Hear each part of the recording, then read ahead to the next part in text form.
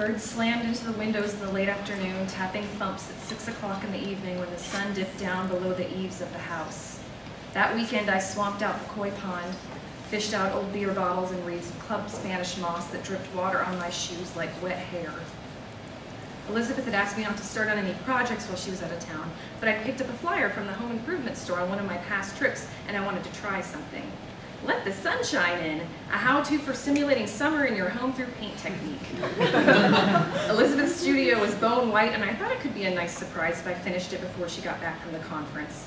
She did some sculpture, but mostly mural work. I couldn't tell a Rembrandt from a hearse, but I loved to hear her talk about what she liked and what she hated. Discussing art always made her swear like crazy. Those fucking cyber artists with their computer-generated images, goddamn photoshopping assholes. At the home improvement store, I spent a long time at the paint station choosing swatches with names that made me hungry. Monticello peach, buttered yam, orange, creamsicle. There were a smorgasbord of colors that would have made a delicious meal, but I couldn't decide what would look best slapped up on a wall. How often do you stare at the sun? What kind of colors meant it was setting? Which colors meant a sunrise? How many layers? I wound up buying a little bit of everything, sampling indiscriminately from the buffet of colors, overindulging until my car was bloated with cans and brushes and trays and tarps. I stopped at a drive-thru on the way home and picked up breakfast while it was still available, an assembled sandwich made from breakfast pieces, pancakes at the top and bottom, bacon in the middle, and a spongy egg shaped into a round patty. The black coffee scalded my tongue until it was a fuzzy piece of felt. I lugged all the cans into the back room, worrying at the roof of my mouth.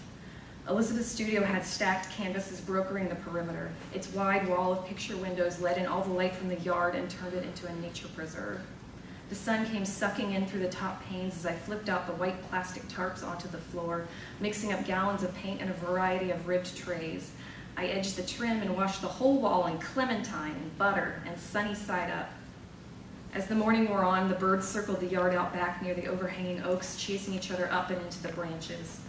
I cleaned up the paint mess using the hose, washing off the rollers as the water sloughed off like pale milk on my hands and on my shorts. While I sprayed down the bricks at the back door, 3 different thuds landed near the bottom of the panes. The new birds were piled on top of each other, and there were other bird parts sticking out from a mound where the neighbor's cat must have dug up their corpses. Wiry legs, a small feathered head, wings spread open and blanketing the rest of the remains. I kicked the topmost bird over with my foot. There were mostly more of the small brown birds, but there was also the bright blue feathers of a scrub jay, its eyes still wide and wet, the shiny black reflecting the clouded sky overhead. I dug a larger hole with a shovel and buried them all again as a clump, watched the cloud of bottle flies circle up and fall back down again. The rest of the weekend I tried not to think about my research, or what Elizabeth would think of the paint I'd smeared all over her studio walls. My mother would never have painted something in our house without asking my father's opinion first. Marriage for women meant small but happy sacrifices, she'd said. She'd like red and he'd like blue, and subsequently our house had been the color of a robin's egg. When she died, I brought a big bouquet of red zinnias for the top of her casket just to make him angry. Spite flowers at my mother's funeral. As the weekend slipped by, I watched endless hours of television and let my mind wander with the flip of the remote. I waited for Elizabeth to get home and wondered what she would make me for dinner. Thought about how we were out of orange juice, and then I needed to pick up more toilet paper. It rained steadily every afternoon, and a leak suddenly appeared in the front hall near the entryway. I stuffed a bucket beneath it and hoped that there weren't other leaks in the house that I was missing. Not sure how much a new roof was going to cost us, but betting it wouldn't be cheap. When I picked up Elizabeth from the airport, I hugged her until the equilibrium came back to my body. She brought home artwork, and I banged my shin, pulling it into the trunk of the car.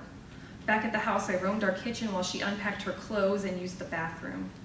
I opened and closed the refrigerator, washed a leftover dirty spoon in the sink, and threw away a half-finished container of yogurt. When she came back out from washing up, her face was soft and pink, and she smelled like the bar of fancy milled soap I bought specifically for guests. She picked up the artwork from where I'd set it in the hall, and I watched her walk into the studio. I suddenly wished I'd picked up blue paint instead of all those syrupy sunshine colors. Elizabeth hated breakfast foods.